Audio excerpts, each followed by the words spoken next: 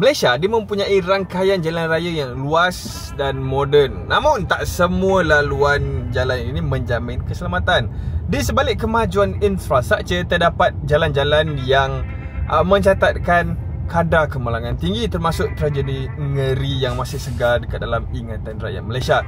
Dengan lebih 6,500 kematian direkodkan akibat kemalangan jalan raya pada tahun 2023 sahaja, isu keselamatan jalan raya di Malaysia tidak boleh dipandang ringan. Video ni kita nak tengoklah 10 jalan raya yang paling bahaya dekat Malaysia berdasarkan statistik kemalangan, kes-kes kematian dan faktor risiko di sebalik tragedi.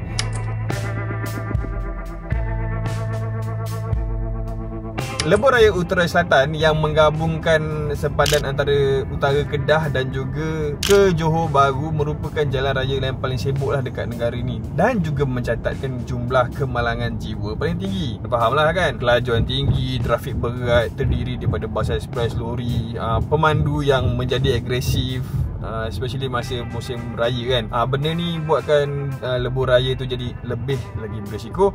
Antara tragedi besar yang pernah berlaku termasuklah nahas Bukit Gantan 2007 mengorbankan 20 nyawa bila sebuah bas ekspres dihilang kawalan dan juga menempuh pembahagi jalan. Tahun 2008 satu lagi kemalangan jiwa berlaku dekat Tangkak melibatkan 10 kematian, 10 kemalangan jiwa, diikuti tragedi Ipoh 2009 dengan jumlah kemalangan jiwa yang sama. 2010 ada 12 juga yang tinggalkan kita dekat Simpang 4.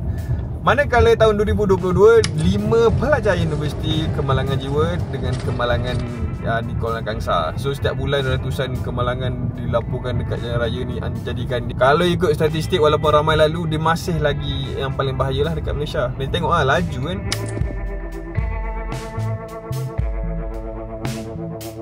Jalan Getah Highland pula dikenali dengan selekor tajam, jalan curam, kabus tebal dan juga pemandu berkelajuan tinggi. Laluan ini menjadi tempat kegemaran golongan muda yang mahu mencabar adrenalin, namun telah meragut puluhan nyawa dalam beberapa bulan saja. Tragedi paling buruk berlaku pada Ogos 2013 apabila sebuah bas pelancong yang membawa 50 penumpang terjunam ke dalam gaung sedalam 60 meter berhampiran kuil Chin Swee. Kemalangan ini mengorbankan 37 nyawa dan mencederakan 16 yang lain, menjadikan kemalangan jalan raya paling teruk dalam sejarah negara. Faktor macam gagal brek, cuaca berkabus, muatan lebih juga punca lah untuk kemalangan dekat kawasan ni sebab dia agak susah nak tengok kan.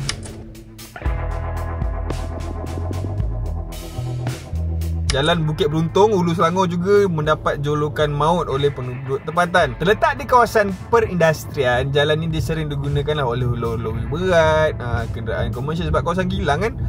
Keadaan jalan yang sempit, berlubang, kurang pencahayaan waktu malam, ketiadaan papan tanda yang mencukupi menyebabkan banyak kemalangan berlaku setiap bulan, terutamanya yang melibatkan motosikal lah, macam Kelang kan. Statistik menunjukkan yang jalan ni dia mencatatkan kadar kemalangan yang tinggi walaupun tidak sepanjang lebuh raya utama. Dia tak utama tapi masih ada.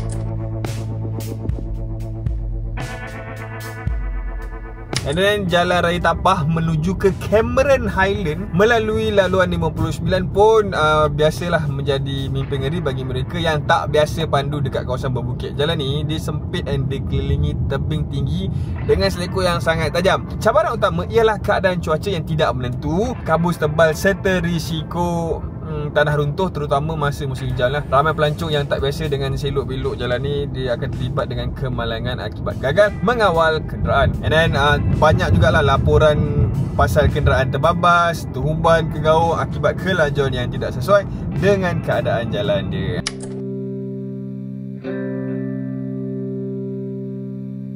Dan jalan dari Gua Musang ke Cameron Highland juga merupakan sebahagian daripada laluan Central Spine Road yang baru tu. Tapi masih lagi bahaya, jalan ini merentasi kawasan hutan terpencil yang tidak mempunyai pencahayaan langsung pada waktu malam. Sekarang tak tahu ada lagi ke tak, tapi ini punca dia. Risiko utama adalah pertumbungan depan-depan antara kenderaan, terutama bas yang ekspres yang selalu gunakan laluan ni untuk jimatkan masa. And then kerap kali berlaku muncul haiwan liar melintas tiba-tiba, and keadaan jalan yang sempit dia bagilah punca kemalangan jalan raya yang tinggi lah.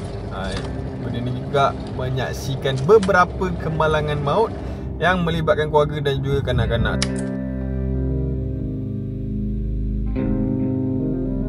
Satu lagi laluan jalan berisiko, Jalan Simpang Pulai ke Blue Valley dekat Perak tu, menuju ke Cameron Island juga. Dengan kedudukan yang tinggi daripada paras laut, jalan ni dia senanglah diselubungi, kabus tebal, menjadikan jarak penglihatan sangat terhad. Ada banyaklah selikut tajam, kawasan licin akibat hujan dan kabus, buatkan ramai driver, pemandu hilang kawalan dan juga terbabas. Setiap tahun pihak berkuasa terpaksa menutup laluan ini sementara waktu akibat tanah runtuh, dan ramai pengguna tak sedar bahaya yang menantilah dekat setiap kilometer yang dikena lalu tu. So itulah.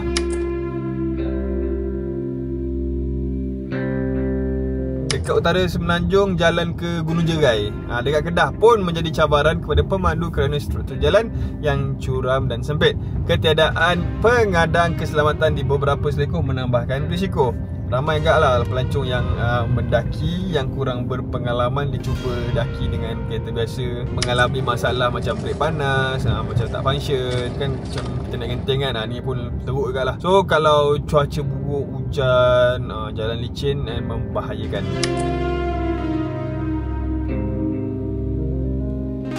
Laluan Sungai Besi Seremban pun bahaya juga. Laluan Plus itu memang menjadi lokasi kemalangan. Walaupun jalan yang lurus dan lebar, ramai yang suka jenis pecut tanpa kawalan, especially time malam, time trafik lengang tu kan. Selain tu, kehadiran banyak kenderaan berat macam trailer dan juga bas ekspres menjadikan persikatan pemandu sangat mencabar. Statistik menunjukkan kawasan ni dia ada kadar kemalangan yang tinggi, terutama pemandu muda dan diorang yang memandu time ngantuk.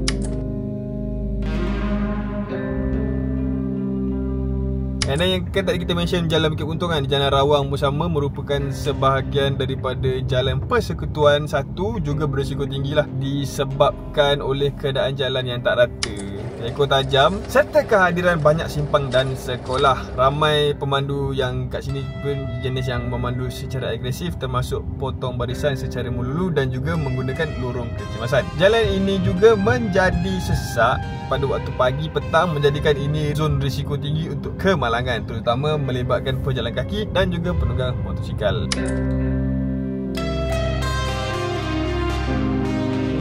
Last sekali jalan daripada Tambunan ke Keningau dekat Sabah. Yang ni sebab saya tak pernah pergi, tapi saya cek okay, masuk senarai jugalah. Terkenal dengan kalangan pemandu 4x4 dan juga pengembara lasak sebab keadaan jalan yang berbatu, tak berturap sepenuhnya dan sentiasa ada tanah runtuh. So di time hujan kan, jalan ini jadi sangat licin dan sukar dilalui dan sering terputus hubungan akibat runtuhan tanah ataupun sungai melimpah lah. So ketiadaan liputan telefon, kemudahan kecemasan, benda ni buatkan setiap perjalanan dekat sini jadi macam pertaruhan nyawa.